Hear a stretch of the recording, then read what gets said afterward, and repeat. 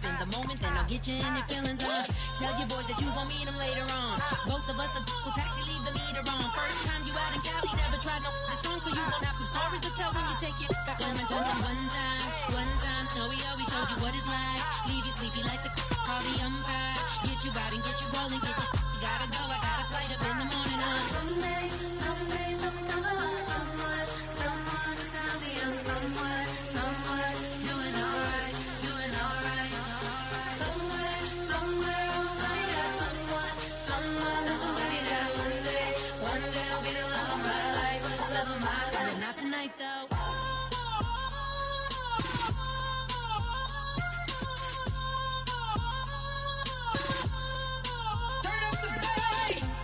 He tryna catch me in my feelings, but he don't know that I'm the though.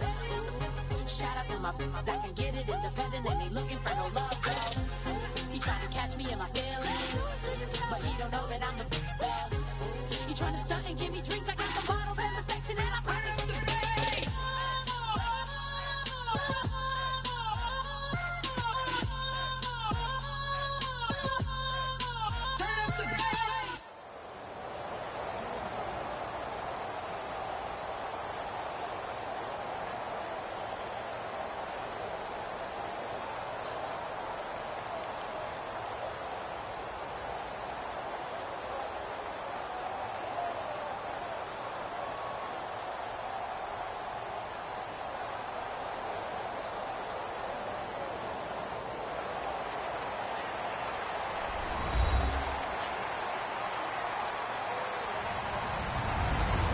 Everybody, I'm Larry Ridley, and this is Madden 17 on EA Sports.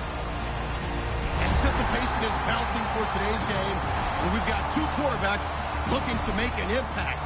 It's Roethlisberger's Steelers going up against Ryan's Falcons.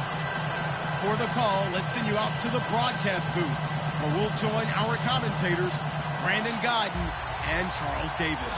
Thank you very much, Larry. You are looking live at the Georgia Dome here in downtown Atlanta. Straight ahead, we've got a good one on tap here between the Pittsburgh Steelers and the Atlanta Falcons. And they're going to wind up with pretty good stuff.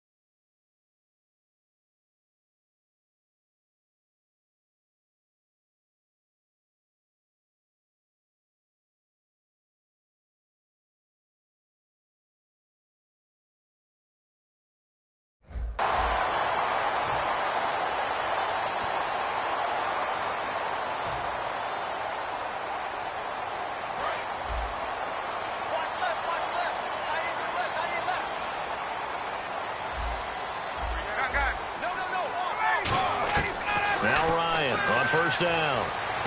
And incomplete to open things up. Austin Hooper, the tight end, was the intended target. And now it's second down. All right, let's look at the offense. Devontae Freeman, this is a guy that you wanted to talk about, so take it away. Brandon, if you see a running back play with such joy as well as such fury, I love the way he runs the football and attacks defenses. And a cut to the Devontae Freeman. They're not going to get him. Touchdown, Falcons. Devontae Freeman, 63 yards. And the Falcons have taken the early lead. You talk about explosion plays. Here's one pretty much right out of the gate. And now they get to ride a wave of emotion, momentum, everything. Just as you described, right out of the gate. Big sprint, touchdown. They're excited. But on the other side, they've got to guard against a major letdown because they hit them right in the gut with that one. And now you start to question yourself a little bit when you give up a touchdown on the opening drive.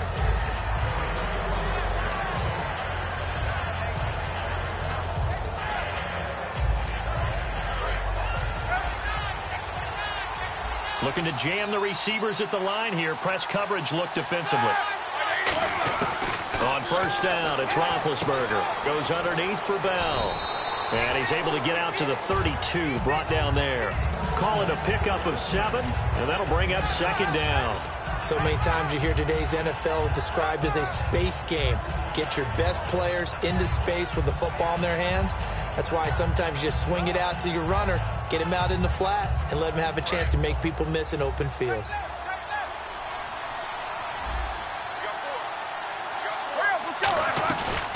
Now the first carry for Le'Veon Bell. And he'll be brought down shy of the 40 at the 38-yard line. In 12 regular season games this last year for Bell, averaging over 150 yards from scrimmage. First 2 games in the playoffs were great, but, you know, getting injured in the final game probably leaves a bad taste in his mouth. Leaves a bad taste. Gives him fuel for the next season, though, because remember, for the last few years, he hasn't been able to play a full season for various reasons. Now, going into next year, imagine those numbers over a 16-game season and heading into the playoffs. Le'Veon Bell can set new records. Offensive starters time. Electric is certainly a word that comes to mind when you talk about Le'Veon Bell. Love the way that he reshaped his body coming out of college. A bigger, thicker runner while he was at Michigan State. Lost weight, became more of a whippet in the NFL, and now no one can tackle the guy, whether he's running it or catching it. Brown finishing 2016 with over 1,200 yards, 106 receptions. Now for him, you know, people were expecting maybe some bigger numbers, Charles. What did you make of Antonio Brown's season? Well, what I made of it is that he started to get more help along the way. Jesse James developed at tight end. Once Le'Veon Bell got into the lineup, he started to catch passes out of the backfield and ate up a few numbers as well. So Big Ben had more targets to throw it to. That should help Antonio Brown going forward in 2017 because he'll still be the primary guy. But when you get help, boy, you can make bigger plays downfield.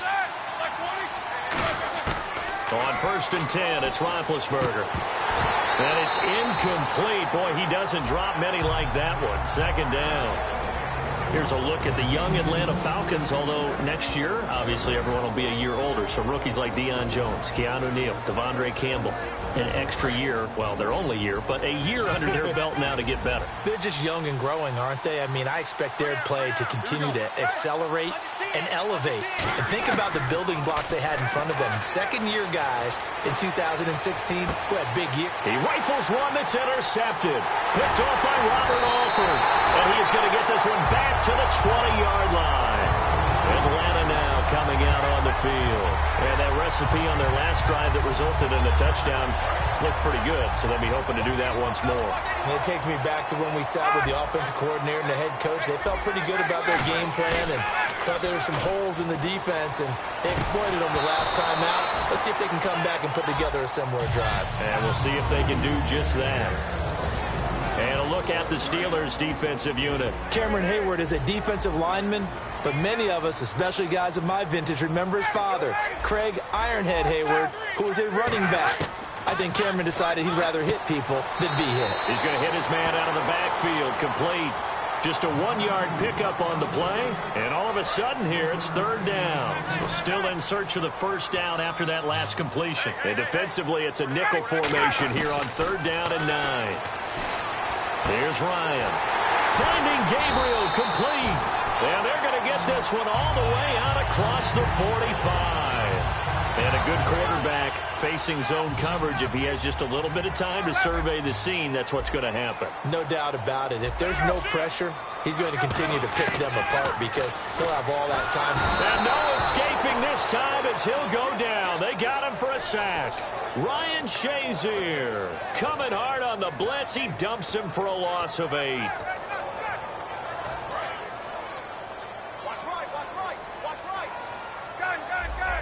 And on the outside, they're playing press coverage. On second down, Freeman. And hard running's going to get him over the 40 to the 42. And when you watch Devontae Freeman run the football, you can almost close your eyes and hear him running the football, can't you? Because people just scatter. I mean, you know, when he goes through a pile, it moves in a positive direction for him. I just love how hard he plays the game. 1,000-yard season. He had 11 touchdowns last year. In March, 25 years old. So he's kind of hitting that sweet spot for a running back, isn't he? He really is. And I still remember the evaluation of him coming out of college. He does everything well, but you weren't sure he had a dominant trait. Well, wrong about that. He's dominant in just about everything he does. And I think that he's going to continue to elevate his game and seek a 3rd Pro Bowl in 2017. Now Brown.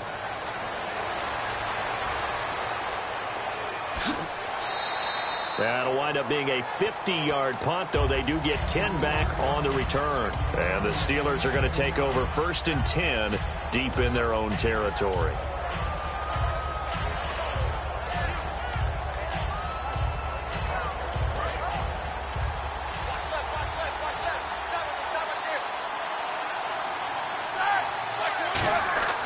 Try to shake off the interception from the last drive. And they get to him with the pressure as Roethlisberger goes down.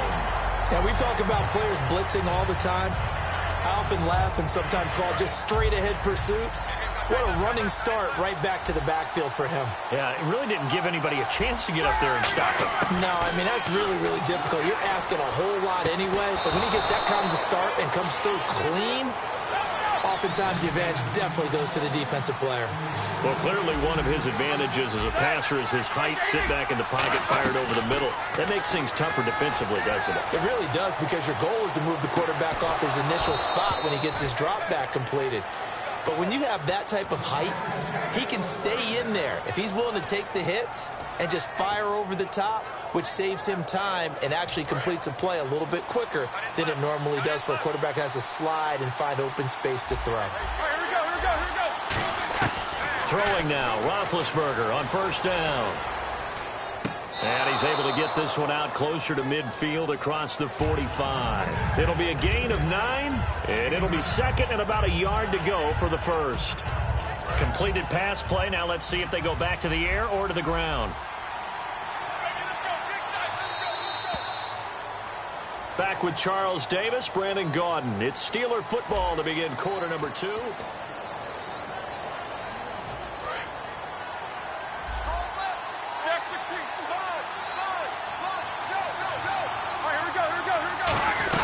On 2nd down, it's Bell. That one goes for 13 yards, and it moves the sticks. It's funny, partner. Le'Veon Bell, when he came out of Michigan State, when I go back and look at my analysis of him and what my grades were for him, thought he was a big-time player, great potential, but I didn't know we were going to get this player. I was used to a big, solid, thick running back. But now, This is caught inside the 15. And he gets this one all the way down inside the 15, just shy of the 10. You know, when I see passes like that, I'm reminded of something you and I talked about yesterday. Big Ben was a wide receiver the first 3 years of high school, sitting behind the coach's son. And then he finally got that opportunity. I think he's made the most of it. It's always the coach's son, isn't it? But you know where it helps him? When he looks downfield, he knows what the receivers are going to do. He actually has wide receivers' eyes when he's throwing the ball. It's an 8-yard pickup, and it'll make it a 2nd down. Now, that was not a bad scramble there on 1st down. He didn't force it, nor did he throw it away. He was able to take off, and now he made it a very manageable 2nd and short. Back to the ground, this time with Bell. And he's maybe going to get this back to the 4, but that's about all. No gain on the play, and it'll bring up a 3rd down. They're trying to keep the drive going. This will be play number 8. It's 3rd and 2. They'll try and run for it with Bell. He didn't get the touchdown, but he did get the first down as he's tackled at the 1. I don't know about you, but that almost felt like old-time football there. 3rd and 2 is not necessarily just a running down anymore. A lot of times they want to throw the ball. They went back to the roots and powered forward and got the first down. They'll try and run it in with Bell. And he's into the end zone. Touchdown, Steelers. Le'Veon Bell taking it in. And the Steelers are an extra point away from tying this thing up. It's good, and we're all tied at 7 apiece. So we're right back where we started, all even as the kick's away. That'll be taken in the end zone. And he'll get across the 20 before he's brought down at about the 23-yard line. And here now come the Falcons. And a tight game after punting last time. See if they can get something going on this drive. As they head to the field now, with the game this close, you've got to feel there's a sense of urgency for them going on offense right now. But they have to do it without letting panic creep in and affect their play. Pass incomplete. All right, different topic here. 2018, the Super Bowl, traveling north, far north to Minneapolis. Early predictions for that one. Who you got? Well, you know, everyone's still waiting in the NFL for a home team to play in its home stadium, right? So could the Vikings be that team? I'll start in the NFC, and I'm going to say no. I think Seattle, starting to get near that maybe last run with their defense. But Earl Thomas returns. I like Seattle coming out of the NFC. How about you? Well, I'm actually going to take a Dallas Cowboys NFC title run. I think that they came so close this year, probably most talented going into next year. I like that one. Well, in the AFC, I'm going to go with a team that if they improve their defense and their quarterback stays healthy, they could be that team, the Oakland Raiders. Okay, I'm going dark horse. Cleveland Browns. Let's go. Hey, from worst to first. The Pro Bowl wideout Julio Jones is intended receiver, and it's 4th down. We know it's not an easy job to go out and catch passes when people are trying to tackle you and knock the ball away. But the bottom line is, that's a pass he's got to have and a pass he should have caught. Here we go on 4th down with Ryan. Eluding the pressure right. And he knocks the ball away, and it falls incomplete. Boy, a curious decision to go for it. Doesn't pan out. And the Steelers, they're going to take over an excellent field position. And a great spot to start this drive from here. Now Roethlisberger on 1st down. A screen to Bell. And he is going to lose yardage here. That's going to go as a loss of 2, and it'll be 2nd down. You know what the key to a good screen pass is, don't you? But you're going to tell me, good blocking? Well, good blocking eventually. But first, it's good acting.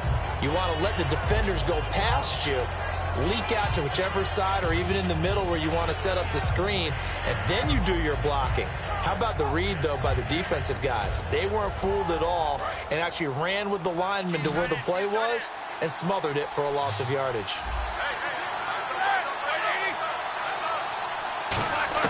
Now Roethlisberger to throw on 2nd down. And incomplete there.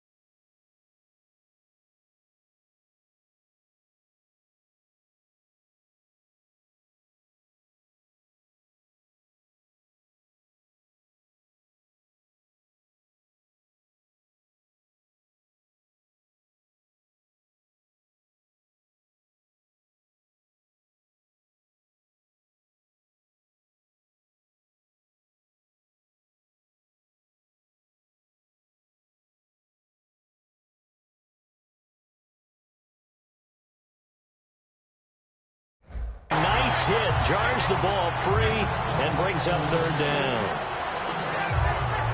Third down here for the offense after the incomplete pass. Looks like the defense in press coverage here.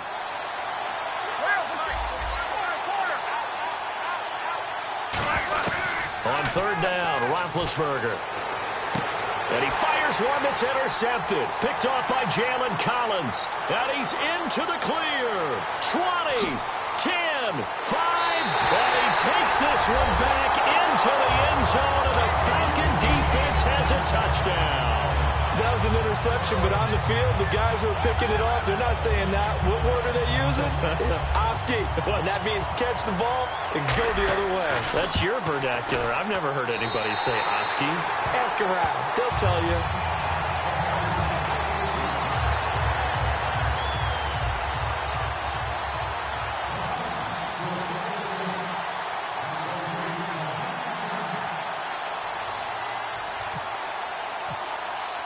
So they throw the pick six. They'll get another shot at it now as this one's in the air. This is taken about 7 yards deep. And the decision to come out is going to cost him 5 yards with a new rule as he's taken down right at the 20-yard line. Out comes the Steeler offense now, ready to see what they can do here. And last time, decent field position through the pick six, obviously costly. But they can't afford to just bunker in now.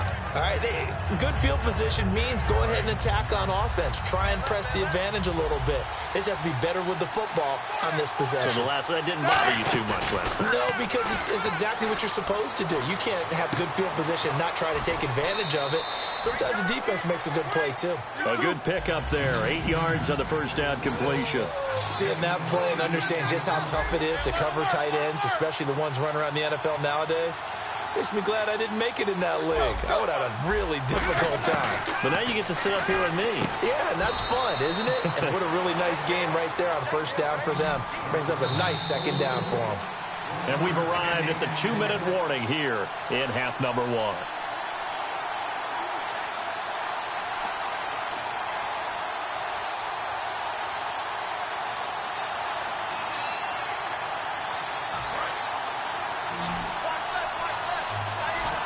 Looks like a nickel set here defensively on 3rd and 2. Yeah, maybe expecting a throw.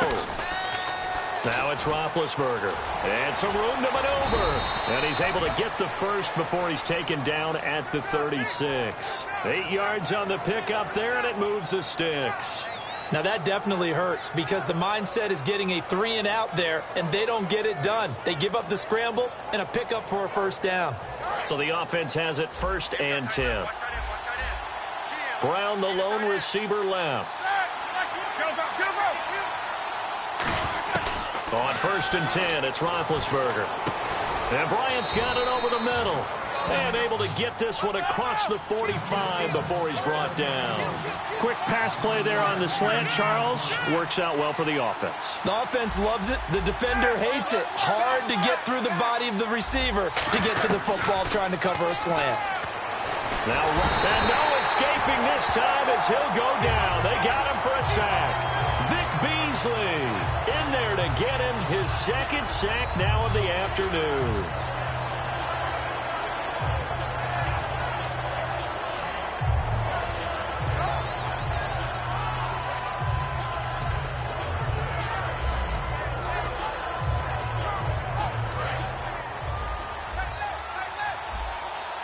They'll come out in the pistol.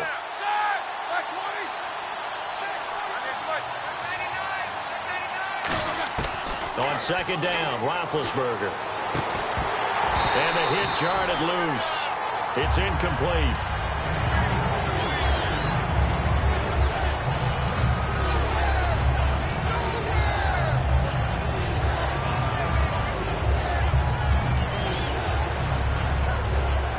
So a 2nd down incompletion now brings up 3rd down.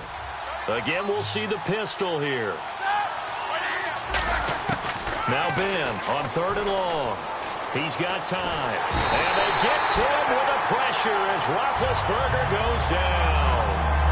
And now a timeout defensively by the Falcons. It's just their first, so they'll have 2 remaining here before we get to halftime.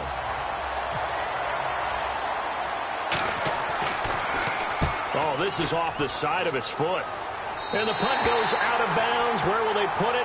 They'll put it just inside the 45-yard line. Here comes the Falcon offense now as they get set to take over here. And last time they were very fortunate, this offense. They went for it on fourth, turned it over in their own territory, but the other guys held up. They didn't give up any points. So how about the guy with the #1 headset on the sidelines, the head coach?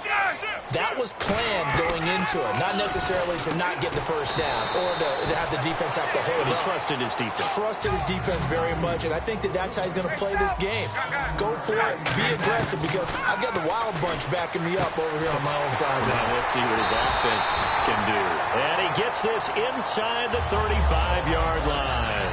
Now hold everything here. We're going to get a timeout by the offense. So that means they're down to 1 remaining here as we head toward halftime. They'll throw on first down with Ryan. And it's incomplete. Boy, he doesn't drop many like that one. Second down.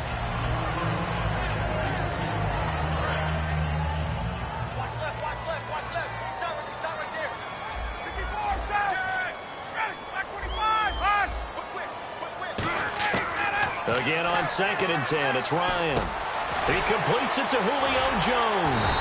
And they'll get this one down to about the 20-yard line. Over 1,400 yards last year for Jones. Just 6 touchdowns, but, you know, of course he had the big 300-yard game. However, when he was blanketed with coverage, he always opens things up for other guys, doesn't he? He does, and that's what's benefited Atlanta's offense. Other guys were able to step up. In 2016, Mohamed Sanu stepped up and had his best year as a pro. Austin Hooper, as a young tight end, really developed down the stretch. And Taylor Gabriel, who had come over as a free agent from Cleveland, he really flourished, actually led the team in touchdown catches. But there's only one Julio Jones, and you want to get the ball to him as much as possible. So we've hit intermission. It's halftime. This is the NFL. And now, due to apparent time constraints, we fast forward to the beginning of the second half. Both teams appear ready for the fight ahead, and we resume action here in quarter number 3. That'll be taken in the end zone. And he's able to get it across the 20, but not by much, as he's marked down at the 21-yard line. The Steeler offense now with a football first here to begin the third quarter. They're down here, but very much in this game. What's the tonality of a coach's talk when a game is within striking distance like this at intermission? Typically, what they're doing is emphasizing the things that went well in the first half and wanting more of that. Sure, you've got to go over some of the errors and clean up some things because there's a reason you're down. But overall, I think they want to stay positive, stay up with this team. We're just starting the second half, and we've got the football. Let's go ahead and punch it in, and then we'll take it from there. See how that recipe works. And caught, right side, Green. Just a yard on the catch there. It'll be 2nd and 9. Well, the strategy was evident there. Get it to your tight end and make it a one-on-one play with a cornerback. Who's usually going to win that one? The tight end, but not there. Not in this situation. How about the corner defeating that logic and making a really nice tackle? Oh, the rookie nearly had the pick. Probably should have had it. 3rd down now. He's got to be kicking himself right there. His team's already picked off 2 passes. That would have been the 3rd in the game. And, boy, they've really played well attacking the football. Now Roethlisberger. Nowhere to escape, and he goes down. Adrian Claymore coming in to drop him for a loss of 8, and it'll be 4th down.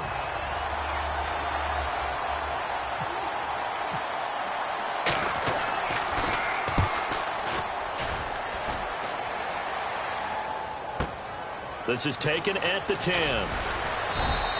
Nice job bringing that one back. 14 on the return. And the offense will come back onto the field for the 1st and 10. So we get set to start this third quarter. Here's the Falcons offense now. They have the lead here.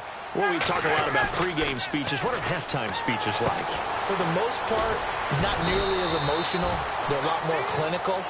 Every now and then, though, they'll get after you if they think they need to light a fire. But in this case, let's go into the virtual locker room, because here's what I think happened.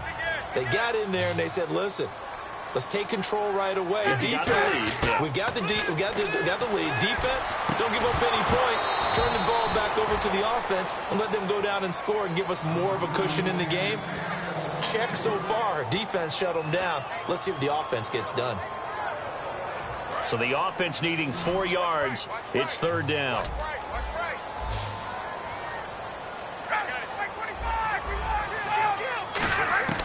From the gun on third down, Ryan. He's got a rifle. He's got a man. Complete.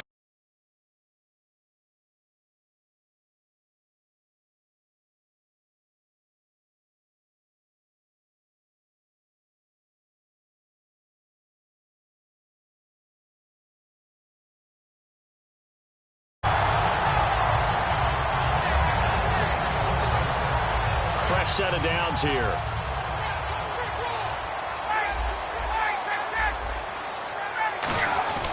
Now Ryan going to give it to Freeman. And he's going to get this inside the 30. It's a gain of 11 yards that time, and it produces a new set of downs. Absolutely love the run right there. This guy's known for his quickness, but also for his speed. And he's able to get to the second level almost before you blink if you give him any type of blocking. I always talk about slot receivers, and they're usually known as quicker than fast. In this case, we've got a guy who's quick and fast, and he used it to great advantage. He was trying to hit Taylor Gabriel that time, and it's second down. So incomplete on first. Let's see what second down has in store. It looked like they had something there, but I think that he was thinking about running with the football before he actually hauled it in, and that led to a big drop. And inside the 20 before he's brought down. It's a 10-yard pickup, and it moves the chains. Now the offense lining up first and 10. Really good, skillful, tough running throughout this contest. Picked up first down after first down. He's got to have a nickname, doesn't he? How about the human first down machine? I think that fits. That throw good for 4. It's second down. He's a rookie, and you don't want to get hung up on the word potential. But when you see him make catches like that, you keep thinking to yourself, he's good now. He's got a chance to be great with plenty of work. On second down, Ryan. That's complete right around the 8. It's an 8-yard pickup, and it leads to a first and goal. I think that's a big pickup for a first down because when you run a drag route against zone, you're sometimes asking for trouble because you might run into a defender. Yeah, well, there they ran into a first down.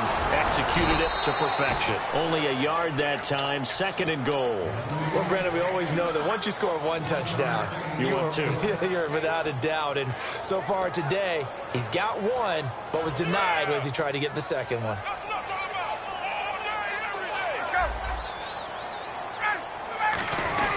Again, it'll be Freeman.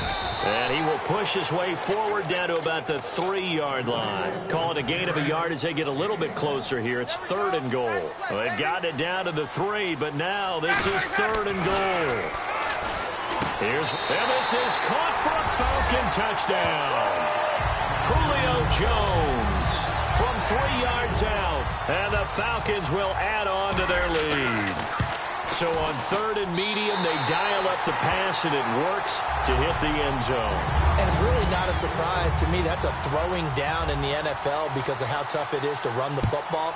But what offenses like to do is still show run formations to make them respect it and throw out of those. In this case, they took a nice shot at the end zone and made it pay off. The Steelers offense now, they head back onto the field. And with this deficit, you can't have too many more drives like the last drive where you had to punt it away. You know what I would tell my offense right here? The punter doesn't exist, guys. He doesn't even exist. He's not a team anymore. I just cut him, all right? So you've got to go out and create some offense for us here and give us some points. No way does that guy get on the field on this drive. Poor punter. Yeah, it wasn't his fault. But, hey, listen, there's got to be casualties at times. We're trying to win a game. Looking to speed things up here, going with some tempo. Now a first down carry by Bell. Bulldozes past him. And they'll get him down here at about the 42. Give him 10 yards on the pickup, and it'll be second and very short. That was a good, strong run there. While it won't pick up a first down, it was definitely something needed by that offense. A positive run. They got a good push by their guys up front. Maybe something they can build on as this game continues. And unable to connect on the long pass. It falls down incomplete. Back now in Atlanta.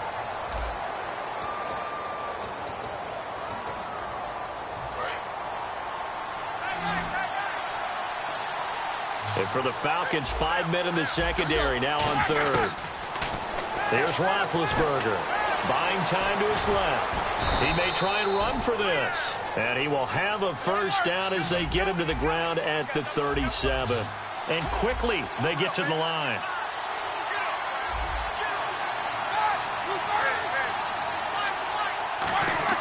Throwing now, Roethlisberger on first down. Out left side here to Bryant. 12 yards there as they move the chains.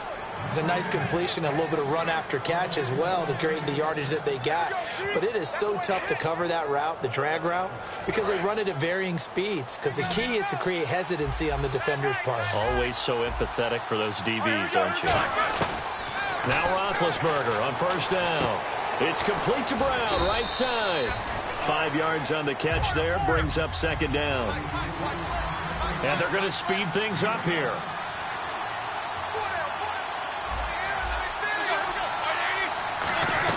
They'll go back to the ground with Bell. And nothing doing. He's immediately taken down at the line of scrimmage. They'll say no gain on the play there, and now it'll be third down. And while there is no gain on that run, we do know coaches whose identity is rooted in taking it almost to the limit and then changing things up on you down the stretch. I think we're getting really close to that point in time, though, where the identity may have to go out the window, and they've got to go a little bit faster in order to try and win the game. And now they're in the hurry-up. Now Roethlisberger, and it's hauled in by Rodgers for a Steeler touchdown. Eli Rodgers from 10 yards out, and the Steelers have now made this a one-score game. And, partner, they found a gap there on the post pattern, and it was in the middle third of the field. And that's really difficult to do because ordinarily the safeties are back there to prevent that happening, but they found the opening and exploited it. Boswell now to kick it away after the touchdown. That's fielded in the end zone. And with a new rule, that decision to bring it out will cost him about 5 yards as he only gets to the 20. Atlanta now coming out on the field. And that last drive, a long drive, but not just that. They had a great air attack going. Do they stick with that? I would think that they would, because if they were competent enough to do it on the last drive, starting backed up in their own territory, why would you change anything? They've got to be confident about what they're presenting and continue to do so. Yeah, because the secondary, they really look clueless. And that was amazing because that drive went and went, no adjustments, and no big plays by the defense to knock the ball away.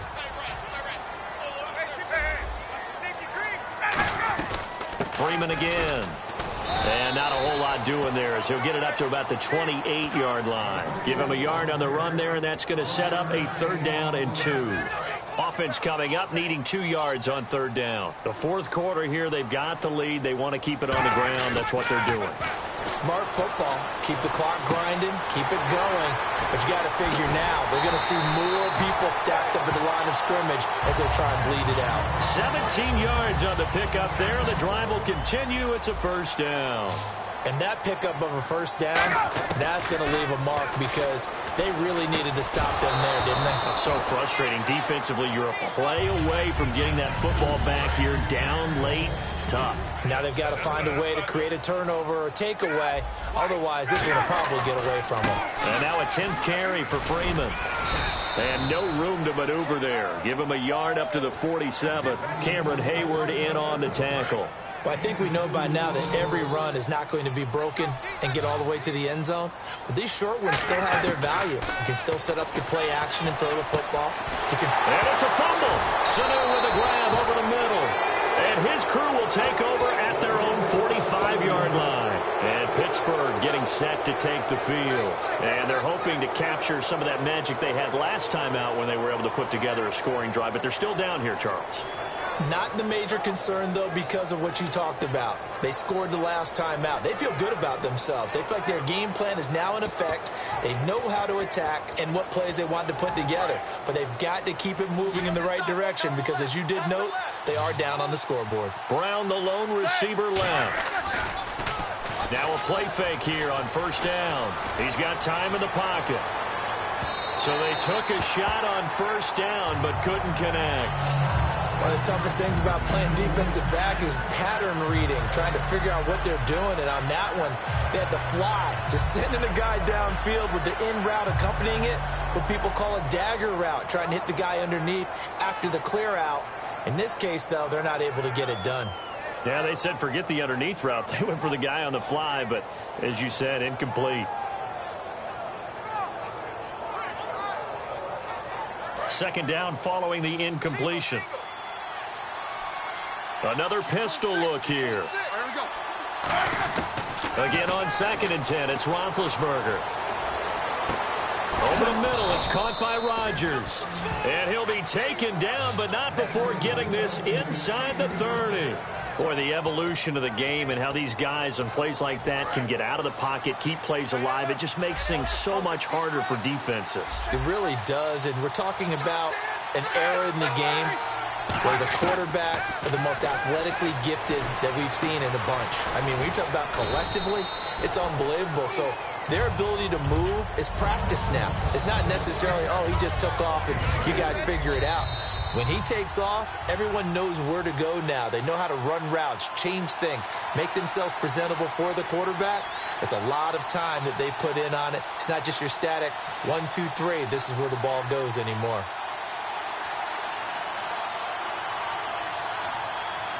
And they're 6 yards away from picking up the first here on 2nd down. They come up with one running back. That's Bell.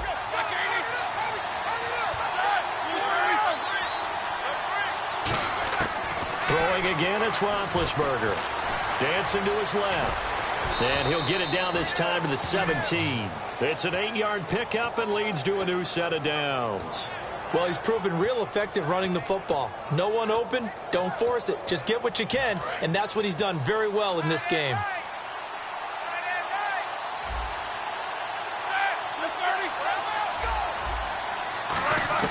Back to throw. That'll be caught by Rodgers. 7 yards, the pickup on the pitch and catch.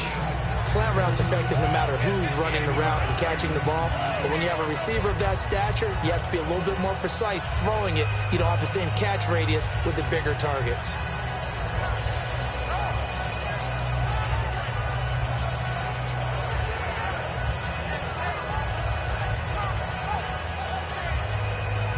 So they complete the pass, and now they face a 2nd down.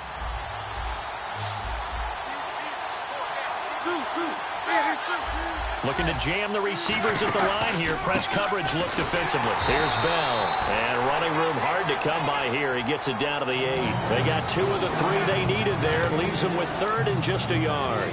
The best defensive linemen, they play with great leverage so they can get low and not get bowled over by offensive linemen. They have excellent hands. They can throw people off on a play. We just saw a great example of a really good run stop by a guy playing the defensive tackle position. A 5-yard gain, and now they're set up 1st and goal. Everyone understood their role on that play. 3rd and 1. You know the defensive guys, they're trying to get down and get low and get leverage on the offensive lineman, but they didn't allow that to happen. They created a crease and allowed him to get through for a 1st down. And now a timeout defensively by the Falcons. It's just their first. They've got 2 more to use here in the final stages.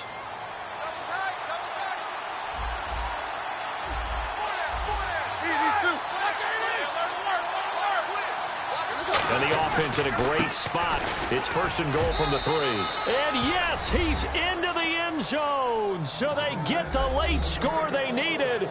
And now the extra point can tie this thing up in the final minute. And while it appears the heavy lifting was accomplished by scoring the touchdown, they're still down 1. That extra point is not a gimme.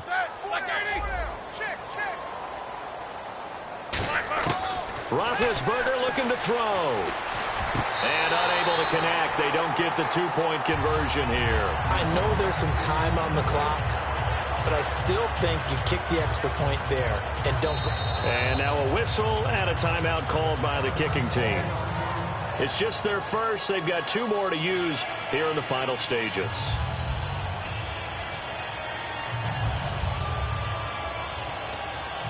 So still a small chance here with a little over 30 seconds to go, but they're definitely going to need this one to bounce their way.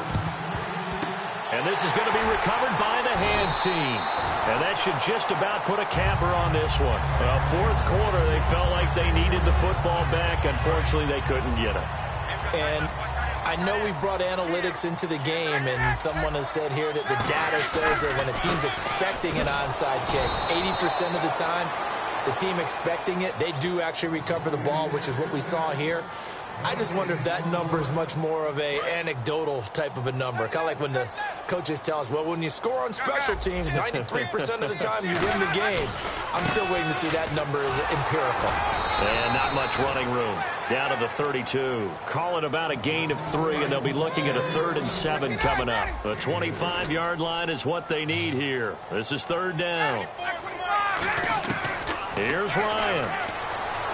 Flush to his right. On the run. He'll let this go deep right side. Oh, it's a touchdown if he holds on. Instead, it's 4th down. I'm not quite sure how he wasn't able to hold on to that one in the end zone. A great opportunity lost, but a lot of relief for the defensive guys. When they get into film next week, they're going to want to know what happened. Where was the breakdown that almost allowed a touchdown? Now Ryan. Looking for Jones, and it's intercepted. A great read, and it's picked off. But he will not be able to bring it back.